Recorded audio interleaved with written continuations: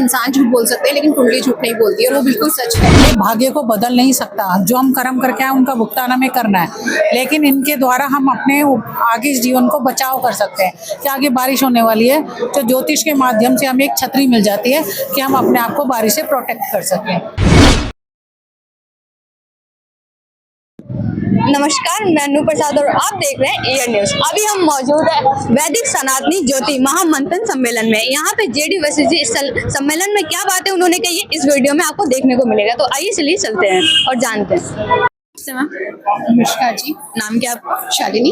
आपको वैदिक ज्योतिष सम्मेलन में आके कैसा लग रहा है? ये मेरा फर्स्ट एक्सपीरियंस है, और देखा जाए तो इस फर्स्ट एक्सपीरियंस में मुझे इतना कुछ सीखने को मिला, इतना कुछ जानने को मिला, क्योंकि मैं सिर्फ लाल किताब के बारे में ही पढ़ती थी, और वो भी जीडी वशिष्ठ जी के थ्रू। तो उनकी ऑनलाइन क्लासेस की वजह से मैं पढ़ती थी, और अब यहाँ आके मुझे वैदिक के बारे में और अलग अलग न्यूमरोलॉजी वगैरह के बारे में, सबके बारे में जानने को मिला। तो ये मुझे अच्छा लगा, बहुत अच्छा एक्सपीरियंस था यहाँ के। अच्छा एक्सपीरियंस रहा आपका यहाँ पे। मैम, वैदिक ज्योतिष ने आपके जीवन में कितना प्रभाव डाला है? वैदिक ज्योतिष ने, क्योंकि वैदिक ज्योतिष का मैंने बोला ना, ये मेरा फर्स्ट एक्सपीरियंस है। इससे पहले तो मैं लाल किताब ही करती थी, तो इसलिए मैं इसमें कह नहीं सकती ज़्यादा कुछ, क्योंकि अभी तो मैं उसको जज भी करने के लायक ही नहीं हूँ किसी भी तरीके से कि वो सही है या गलत है, क्योंकि ये मेरा फर्स्ट एक्सपीरियंस है। मैंने आपको बोला। हाँ, लाल किताब के बारे में अगर आप जानना चाहेंगे तो वो मैं बता सकती हैं आप लाल किताब के बारे में। लाल किताब जो है वो इतना सब कुछ पता चल सकता है एक इंसान की कुंडली के बेस पे ही, उसका पास्ट, फ्यूचर, यहाँ तक कि उसके करियर के बारे में, यहाँ तक कि एक इंसान कैसे नेचर का है। कहते हैं, गुरुजी भी एक चीज़ बोलते हैं कि इंसान झूठ बोल सकते हैं लेकिन कुंडली झूठ नहीं बोलती, और वो बिल्कुल सच है, और वो देखने को मिला मुझे यहाँ। कुंडली के माध्यम से सब कुछ जान सकते हैं? बिल्कुल जान सकते हैं। मैं तो खुद हैरान थी जब मैं इस चीज़ में आई, इनके संपर्क में आई, तो मैं जानकर मुझे इतना अजीब लगा कि एकदम एक्यूरेट प्रेडिक्शन जो चीज़ें कही गई हैं लाल किताब में, वो मेरे लिए बहुत अमेजिंग एक्सपीरियंस है। आजकल की जनरेशन को वैदिक ज्योतिष या लाल किताब के बारे में कितना अनुभव होना चाहिए, जानकारी कितनी होनी चाहिए? बीइंग अ पेरेंट्स, मुझे लगता है शायद इसी वजह से मैं इस फील्ड में आई हूँ, शायद इसीलिए मेरा रुझान भी इस तरफ ज़्यादा बढ़ा है, क्योंकि मैं खुद एक माँ हूँ। और मुझे लगता है, क्योंकि होता है ना कि आज की डेट में लोगों को, बच्चों को गुमराह करने वाले बहुत लोग होते हैं, बहुत इंसान होते हैं, यहाँ तक कि माँ बाप भी अपने बच्चों के प्यार में इतने अंधे हो जाते हैं कि उन्हें पता नहीं चलता है। लेकिन एक ज्योतिष के माध्यम से मुझे अपने बच्चे का पता चल रहा है कि हाँ, कि वो कहाँ गलत जा रहा है, कहाँ सही जा रहा है। और मैं उसको, अगर एक तो बेटा मेरा छोटा है, तो मैं उसको बचपन से अगर अध्यात्म और इन सब चीज़ों में डालूंगी तो डेफिनेटली उसका फ्यूचर और ब्राइट हो सकता है, और वो शायद मैं इसी के माध्यम से जान पाई हूँ। मीडिया के माध्यम से आप पेरेंट्स को या फिर और जनता को क्या संदेश देना चाहेंगे? मीडिया के माध्यम से सिर्फ यही कहना चाहूँगी कि मुझे ऐसा लगता है कि अगर आपको अपने बच्चे का भविष्य सुधारना है, आप पढ़ाई पे ध्यान दे रहे हैं, पैसा खर्च कर रहे हैं, सब चीज़ कर रहे हैं, वो बहुत अच्छी बात है, लेकिन आपको इतनी बेसिक नॉलेज तो ज़रूर होनी चाहिए ताकि आप अपने बच्चे का फ्यूचर में उसके लिए क्या बेहतर कर सकते हैं वो जान सकें। इसलिए थोड़ा बहुत तो मुझे लगता है हर पेरेंट्स को बेसिक नॉलेज तो ज्योतिष की ज़रूर होनी चाहिए। मैम, जो लोग कुंडली पे विश्वास नहीं करते, आप उन्हें क्या कहना चाहते हैं? क्योंकि कहते हैं ना कि ये तो ऐसी चीज़ें होती हैं, दिखावा है, ये सब है, मतलब विश्वास नहीं करते हैं, कहते हैं ये बेकार की चीज़ें होती हैं। आजकल देखा जाए ऐसी चीज़ कही जाती है हर जगह पे, हर धर्म में, हर कहीं पे, हर इंसान भी अपने बच्चे को ये बोलता है कि विश्वास बहुत बड़ी ताकत है, और अगर आप विश्वास करेंगे तो डेफिनेटली आपको इसमें बहुत बहुत बहुत कुछ सीखने और देखने को मिलेगा। अगर आपको विश्वास ही नहीं है, फिर तो आंख बंद करके चल रही है दुनिया, तो आप चला ही रहे हो। दुख आएंगे तो रोते रहो, उसमें इसका कुछ कर नहीं सकता कोई भी इंसान। अगर आपको सोल्यूशन चाहिए तो डेफिनेटली किसी ना किसी का पल्ला तो पकड़ना ही पड़ेगा। धन्यवाद आप। Thank you so much. जी, मेरा नाम दीपाली सहल है, दिल्ली में रहती हूँ। मैं एस्ट्रोलॉजर हूँ, वैदिक ज्योतिष से और लाल किताब से। वैदिक ज्योतिष सम्मेलन में आपको कैसा लगता है? जी, हमें तो आके अच्छा ही लगता है। एक तो कुछ सीखने को मिलता है, दूसरी बात ज्योतिषियों की अपनी अपनी ओपिनियन होती हैं। जैसे आज उन्होंने लाल किताब से बताया, वैदिक से बताया, नवमास चार्ट बताया, तो और कुछ सीखने को मिलता है, दूसरे ज्योतिषियों की ओपिनियन मिलती है। लाल किताब के बारे में बताएंगे आप? देखिए, वैसे तो मैं प्रॉपर तो वैदिक ज्योतिष हूँ, लेकिन लाल किताब में मेरा इंटरेस्ट है। इसमें जो सिखाया जाता है सीधे सरल उपाय होते हैं, जैसे दान करना है। और लाल किताब काल पुरुष के बेस आधारित है, तो इसमें सीधा सरल एक होता है कि जो मेष लगन की कुंडली बनती है, और इसमें जो उपाय दिए जाते हैं वो भी सरल होते हैं। अपने रिश्तों को निभाना, जैसे मंगल, भाई को अच्छा रखो, भाई से अच्छे संबंध रखो तो मंगल अच्छा प्रभाव देगा, सूर्य अच्छा प्रभाव देगा अपने पिता से।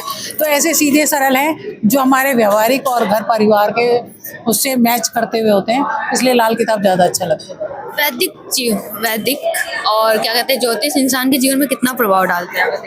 देखिए, वैसे तो सारी नक्षत्र गणना, दिन वार नक्षत्र सब हमारे डे टू डे लाइफ में होना ही चाहिए, और हमें पता भी होना चाहिए जो आज हमारा शरीर दिया है कि ये कौन से ग्रह के कारण बना है, कौन से ग्रह के कारण हमें पूर्व जन्म के कर्म मिले हैं, माता पिता मिले हैं, और हमें क्या कर्म करने चाहिए जिससे हमारा आगे का जीवन सुधरे या भविष्य। ये ज्योतिषी क्या एक गाइडेंस है कि अगर हमें क्या करना है आगे लाइफ में, इससे हमें गाइड मिलती है। ये भाग्य को बदल नहीं सकता, जो हम कर्म करके आए उनका भुगतान हमें करना है, लेकिन इनके द्वारा हम अपने आगे इस जीवन को बचाव कर सकते हैं कि आगे बारिश होने वाली है तो ज्योतिष के माध्यम से हमें एक छतरी मिल जाती है कि हम अपने आप को बारिश से प्रोटेक्ट कर सकें। तो इसका उपाय ये है, और आना भी चाहिए, सबको पता होना भी चाहिए। मैम, वैदिक ज्योतिष विज्ञान है या कोई पुरानी परंपरा है देखा जाए? नहीं, विज्ञान तो है। जैसे अगर आप मानते हो कि भाई अगर मेरा जैसे चंद्रमा खराब है, किसी का पीड़ित है, तो मानसिक रूप से परेशान रहेगा, और उसको ना इन्फेक्शन और कफ, चेस्ट ऐसी इन्फेक्शन वाली बीमारियां ज़्यादा होंगी। तो ये साइंस से कनेक्ट होके आता है कि आपको बीमारी क्यों हुई, कौन सा ग्रह खराब है, आप उसकी रेमेडी करोगे तो बॉडी के लिए भी अच्छा है। तो ये कनेक्टेड तो है, विज्ञान ही है। भाई सूर्य सुबह ही उगता है, सूर्य नहीं उगेगा तो हम सबको डल डल फील करते हैं, निरा जैसे आज बादल है तो हम कैसा फील करते हैं, उदास उदास फील करते हैं। तो ये कनेक्टेड ही है कि हमारे शरीर पे भी इसका असर होता है और हमारे मन पे और इससे भी होता है। जो लोग इसमें विश्वास नहीं करते हैं, वैदिक ज्योतिष पर जो लोग विश्वास नहीं करते, उन्हें आप क्या कहना चाहिए? लोग कहते नहीं अंधविश्वास है, इन चीजों पे विश्वास नहीं करना चाहिए, बेकार की चीजें होती हैं। नहीं, देखो हमारा शरीर कहाँ से बन के आया है, विज्ञान ने तो बनाया नहीं है। कोई तो धरती पे ऐसी वो है जैसे पंचभूतों का तत्व है, 5 भूत हमारे उसमें होते हैं, वैदिक ज्योतिष में होते हैं, अग्नि, वायु, जल, आकाश, ये सभी तत्व देखे जाते हैं। जैसे वायु तत्व है शनि का देखा जाता है, गुरु से ऑक्सीजन का देखा जाता है, ये ग्रहों से ही कनेक्टेड है सारे पंच तत्व, इन्हीं से हमारा शरीर बना है। तो ये फेक कैसे हो सकता है? आजकल के बच्चों को वैदिक ज्योतिष का कितना ज्ञान होना चाहिए, कितना अनुभव होना चाहिए, क्योंकि हमारी सनातन परंपरा है, मंत्र है। कोई भी शब्द, जैसे आज आप मुझसे बात कर रहे हो, आप मुझे रिस्पेक्ट दे रहे हो, मैं आपको दे रही हूँ। अगर मैं आपको 2 बार गाली दूंगी, तीसरी बार चाहे आप छोटे हो तो भी आपके मन में मेरे लिए गुस्सा आएगा, आप गाली दोगे। ऐसे ही मंत्र विज्ञान हमारे शब्द मन पे असर करता है। कोई मंत्र, जैसे गायत्री मंत्र है, शुरू से हमें सिखाया जाता है और बच्चों को करना भी चाहिए। गायत्री मंत्र का मतलब है कि हे भगवान, हमें ऐसा प्रकाश दो, ऐसा रास्ता दिखाओ जिससे हम सही रास्ते पे चल सकें। तो जो बच्चे करते हैं उनको सही डिसीजन लेने में कॉन्फिडेंस डेवलप होता है, सही डिसीजन लेने में सुविधा होती है, उनको जगह जगह भटकना नहीं पड़ता कि हम क्या कर रहे हैं। और जैसे आजकल बच्चे ब्लैक कलर ज़्यादा पहन रहे हैं, डिप्रेशन में जाते हैं, टेंशन आते हैं, ये होता है, हो ही भी रहा है कि सुसाइड टेंडेंसी जल्दी आ जाती है। पहले लोग पीले, क्रीम कलर, ऐसे हल्के रंगों का प्रयोग करते थे, उनके बाद धन संपत्ति अच्छी होती थी। कुंडली कितना मायने रखता है इंसान के जीवन के लिए? कुंडली या जिस टाइम पे हम पैदा होते हैं वो चीजें, देखिए जिस समय हम पैदा हुए और उस समय जो भी पूर्व दिशा में जो राशि होती है वो हमारा लगन होता है, उसी के हमारा अनुसार रंग रूप होता है। जैसे कि अगर चंद्रमा लगन में होता है, ऐसा बंदा, उसकी शक्ल माँ से मिलेगी, ये सटीक उपाय हैं, सटीक सूत्र हैं। जैसे जिसके लगन में चंद्रमा होता है ना, उसका चेहरा या तो माँ से मिलेगा या उसकी आदतें माँ से होंगी। जैसे किसी को जो भी खाने का माँ जो करेगी ना, वही उस व्यक्ति में शौक होगा। और बुध होगा तो बच्चा छोटा होगा, छोटा देखने में एक्टिव होगा, उम्र में छोटा दिखेगा। तो ग्रहों का प्रभाव तो हमारे शरीर पे, मन पे, रूप रंग पे पड़ता है। मीडिया के माध्यम से जनता को क्या संदेश देना चाहती है, पेरेंट्स को क्या बोलना चाहती हैं, तो बच्चों को क्या? मैं अपने मतलब उसमें बोलती हूँ पेरेंट्स को, क्योंकि मैं खुद भी माँ हूँ, तो बच्चों को हमारे सनातन धर्म के शास्त्रों का और मंत्रों का ज्ञान होना चाहिए, जिससे बच्चे गलत रास्ते पे भटक कर अपनी ज़िंदगी को खराब ना करें, गलत संगति में, नशे में पढ़कर अपनी ज़िंदगी को बर्बाद ना करें। कहते हैं भाई कितनी करोड़ 84 लाख योनियों के बाद हमें ये शरीर मिलता है, और इस शरीर को हम मतलब देखो धन के 3 रूप हैं, उपभोग करो, नाश होगा, या फिर उसको दान कर दो। तो या तो अच्छे कर्मों में लगाओ अपने शरीर को, मन को और तन को, और नहीं लगाते हो तो उसकी मतलब जाना तो सबका ही निश्चित है। अच्छे कर्म करके जाएंगे, अच्छी गति में जाएंगे, बुरे कर्म करेंगे तो आपने देखा रही हुई संपत्ति भी सब खत्म कर देते हैं लोग।